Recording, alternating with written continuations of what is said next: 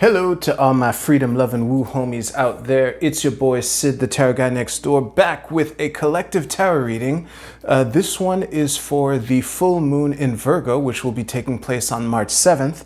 And about an hour after the full moon is exact, Saturn will be entering Pisces for the first time since the 90s. And that's one of the major shifts taking place in March. So the question that I shuffled for this reading is, what is beyond the veil for us? It's a bit of a tricky question. I gave a rant on the tarot questions and how they will look in my last video. I will leave a time-stamped link in the description below for those of you who are curious. And as always, I have three oracle cards to the side here, which you can take a look at and choose which one or which ones resonate with you the most. I will be doing a 5x3 mini tableau, and the collective significator that I have chosen for us is the King of Coins. And as a reminder, I don't do reversals when I do the tableau. Let me start by finding the King of Coins in this deck.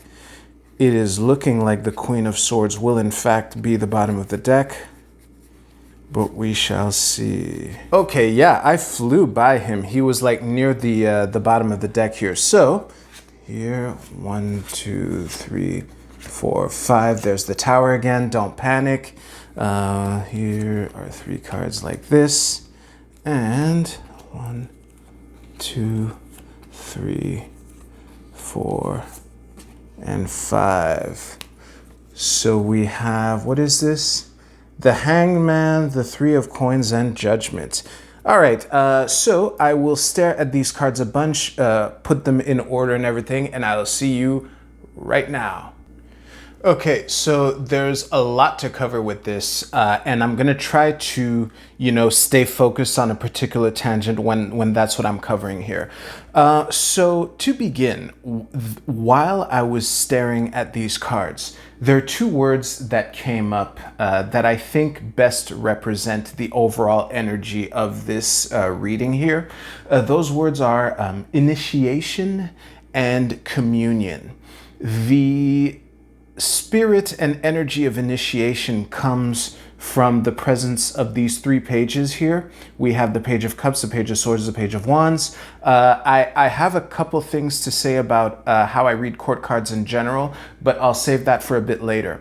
The thing is, and you've probably heard me say this before if you watched any number of my videos, pages are like graduated aces. So it's like a new beginning, but after having already gone from the ace all the way to the 10, and now you're kind of graduating at a new level. And since this energy is here pretty strongly, especially in the early parts of this reading, that's where the concept of initiation comes through.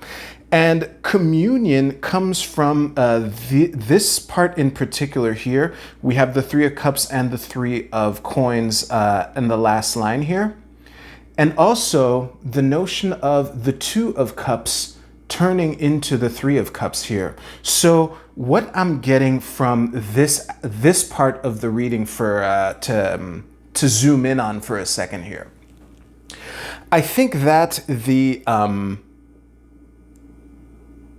after all the preparation that we've done to get to this point, I think that what is beyond the veil for us is actually starting the work and beginning the adventure of navigating towards this new world. It really feels, and I gotta say, when I was looking at these two cards here, this really feels like Saturn in Pisces, Pluto in Aquarius. That was kind of the vibe that I was getting when I was looking at these cards. But and I'm not even sure what the time frame is for this reading, because I asked the question really open-ended, and this honestly feels like this might be a reading that forecasts the rest of the year, but it's difficult for me to tell. Oh, and just to put this in context, I'm recording this on February 16th. Yeah, I'm recording this on February 16th. So Pisces season hasn't even started yet for me, but today felt like a good time to record this video for reasons too long to explain. Yeah, that is why I'm so far removed from the situation that I'm reading for, which is what is giving me the impression that this might be, depending on how the month of March plays out, a forecast for the year as a whole. But the message is, for this part of the reading here, be on the lookout for new students. I think that these three cards here, Page of Cups, Five of Coins, Page of Swords, the message that I'm getting from this is to be on the lookout for people who the events of this Five of Coins here that we've been preparing for, and that this is like where the rubber meets the road, for lack of a better phrase, might be a way to increase our numbers here, the Two of Cups turning into the Three, and unload some of these wands here with the Ten of Wands, so that we can start delegating responsibility and start figuring out how to work together. And the funny thing is, I think that this upper line here, it's like two aha moments happening on a massive scale. So we have the first part here, getting people to, stop dreaming and start preparing to study what they need to learn to prepare for the next step. And then the surrender to a greater cause / new perspective, represented by the Hangman, can come into play here. Okay, actually, this feels like a good time to talk about how I'm reading court cards for these readings, okay? So from your perspective, this happened a couple weeks ago, but from my perspective, this happened a couple days ago. A friend of mine wrote a comment on one of my videos, and it was quite... it was interesting, but it made me feel compelled to explain how I read court cards in these readings. Because there are lots of different ways to read the court cards, and the bottom line is, despite the fact that basically nobody watches these videos, thank you very much for being here and being an exception to the rule, I am reading for the movement as a whole when I do this, which means that when a court card comes up, the best and simplest way for me to read a court card is as the general attitude that is embodied within the court card. Like reading the Queen of Wands here as a bold, assertive, creative, feminine energy in your network, that can't be the best way, the most helpful way to read this card given this reading. I think that the best way to read a card like the Queen of Wands here is the attitude of creative, there's nothing that triggers innovation quite like a catastrophe that kind of that forces you to say, hey, what do I do with the resources that I have? And I think that represented also by these two, the Six of Coins and the Three of Coins here, part of what the message of this Queen of Wands here is to say that before the lightning strikes, that with the new people that we might gather into the fold, I think that either through our creativity or our boldness, or inspiring their creativity and their boldness to prepare and figure out how to work together after the lightning strikes. That is kind of what I'm getting from the Queen of Wands here. Oh, and there's another thing that I just want to mention now. I do this a lot when I do tableaus and I see like 3 out of 4 cards show up in the tableau, because I mentioned that we have the 3 pages here, and I was curious to see what the Page of Coins is doing, and I dug them up while I was on hold here, while the video was on pause, And the Page of Coins is going on a journey of his own, basically. He is between the Knight of Wands and the Eight of Cups. So I'm not entirely sure how to interpret this, but the unseen page, for lack of a better phrase, he might not be seen, but he's not inactive. He's going on an adventure of his own. So let's focus on what we can see and what is part of the reading proper. But I just wanted to mention that since I did look at the cards, I did dig them up. What else? Yeah, like the World card where it is here is really a testament to the fact that the world of old is, we need to get ready, if we haven't already, to really leave the world of old behind. I know that in many of the past Wu readings, I've alluded to the concept of bringing in, like basically tapping into nostalgia to kind of give people opportunities to live experiences of the old world. But the World card here, where it is a definite indicator that this is the last stop till Kansas or whatever, and that there's no going back really. And I think that the more that the events unfold, the more people will begin to realize what we have realized intellectually, but now are preparing to actually, light the flame that will fuel the activities that we will have to do to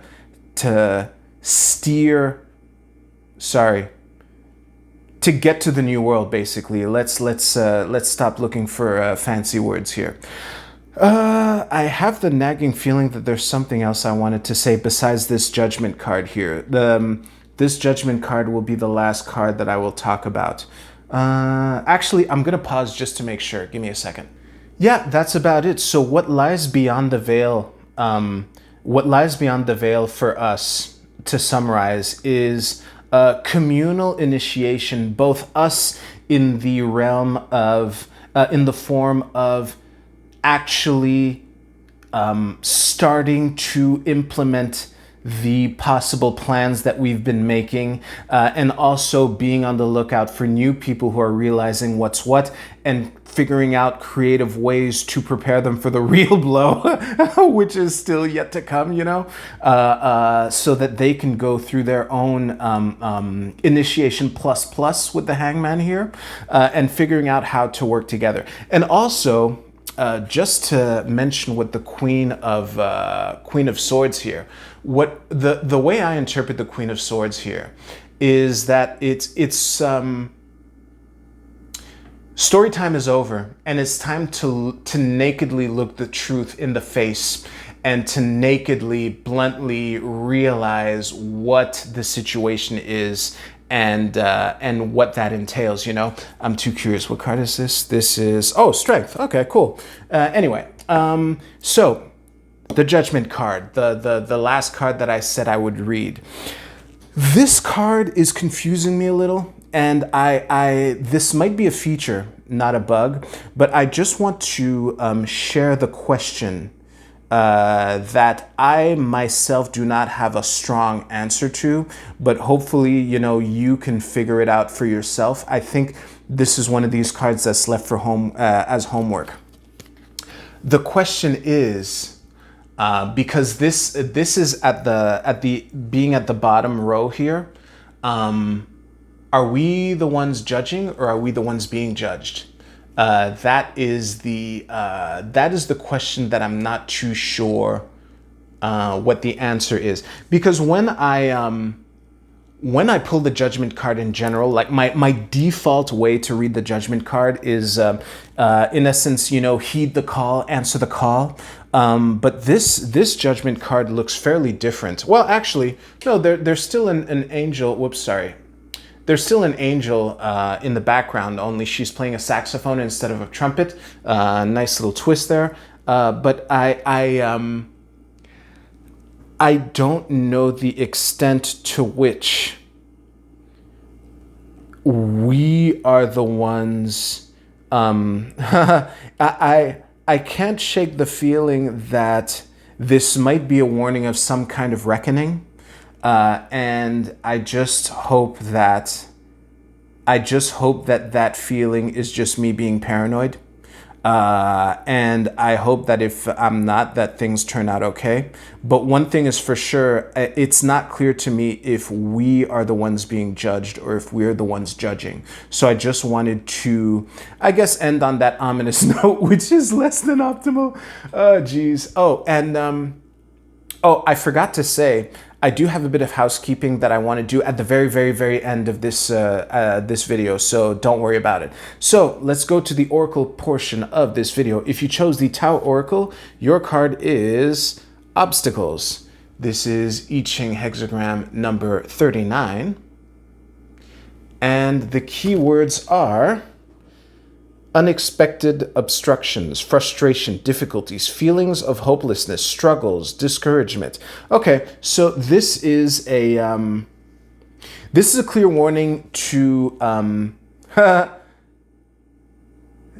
you might want to give up at some point.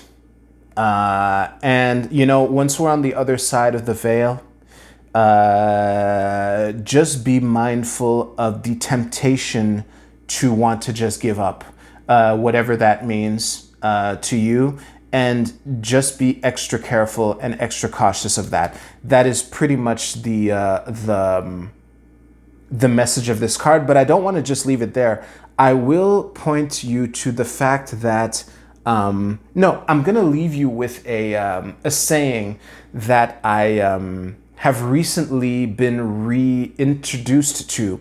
Every adversity contains within it the seed of an equivalent advantage. So whenever you're in your darkest hour, whenever you feel like giving up, I would invite you to explore what the hidden opportunity is and to try to pivot towards that as best you can. If you chose the Moon Oracle, your card is Stability. This is, let me just show you the card and then I'll read all the info. I really love this card. I'm gonna be real. Among all the Oracle decks that I have, there's a clear top four for me, and these two are comfortably in the top four. But let me just read this. So this is a waxing Earth moon. Okay, so this is like, oh, it's the first quarter moon in an Earth sign. So what I'm getting from this is the notion that you're being invited to use whatever friction that you encounter as you cross the veil, as just welcome the friction, because whatever friction or obstacle that you run across is an opportunity for you to find out what's weak in your plan, and that's how you can make those midterm adjustments in order to get to the goal of the full moon that's here. That's the best way I can summarize this. If you chose the Geometry Oracle, your card is Prosperity. Well, that's a nice omen. Let me just show it to you here. And the text reads, the frequency of prosperity supports our feeling of well-being by allowing the inclusion of everything that makes our body, mind, heart, soul, and spirit sing. It invites us to express ourselves in joy and celebration of the abundance and riches that the universe provides. Okay, so here's there are a couple ways to interpret this, okay? You might be invited to be the proverbial bard. You know, in D&D, one of the classes is a bard, and what the bard's role is a support character who's there to like encourage people to keep them in high spirits. That might be what you're being invited to do, not like actually singing, but to be some kind of beacon of hope for the people around you. That might be what you're being invited to do. What was the other way to interpret this? Oh yeah, just as a reminder that through these times that are ahead, no victory is too small to celebrate. And whatever, you know, even noticing a new student, if you chose this card, that might be worth celebrating on its own, even if your attempt to include the student into the fold doesn't work out. The fact that you were even noticed, that you had an opportunity to unload some of these wands here and prepare for the tower strike here, That is a win in and of itself, and you're still ahead than you would have been had you not noticed. So that is what I have for you. If this reading resonated with you, please give this video a thumbs up. I am curious to know what your thoughts are. You can leave them below. I have a bit of housekeeping that I want to do before, but thank you very much for watching. Now, for those of you who are curious, the housekeeping is really simple. Like I alluded to, this video is recorded really early. The sun hasn't even entered Pisces yet from my perspective. And I just wanted to let you know that the Aries videos, I'm going to sandbag them. I want to release them as close as possible to Aries season as I can. And the new moon in Aries taking place like right before Pluto dips its toe into Aquarius for the first time since the American Revolution. My intention, I want to record those videos while Saturn is in Pisces. I want to feel what that energy is like, including seeing if it's a fucking dud. It is possible that these two major astrological shifts are all hype and no dud. There is one incident of this that happened last year, the Mars-Uranus North Node conjunction. That thing was so hyped up. I hyped it up to my friends. Some of them were probably tired of hearing me talk about it. And from my perspective right now, that looked like a fucking total dud. Either that or whatever shocker happened was so deeply buried that we don't even know. It would be really funny if ChatGPT started being developed while that happened. That would be a really funny coincidence. But anyway, all that to say is my intention is that the Pisces season reading and the Aries season reading and the Aries new moon reading, I'm gonna release them awfully close, probably the Friday and Saturday preceding those events. So it's gonna be tight, but I want that Saturn and Pisces energy, when I record them. So that's why it's going to be tight. So that is my housekeeping. And thank you very much for watching up until this. Jesus Christ, if you're actually interested in the housekeeping shit, thank you so much for that. I genuinely appreciate it. So thank you very much, all one of you at most. All right, you take care. I'll see you soon.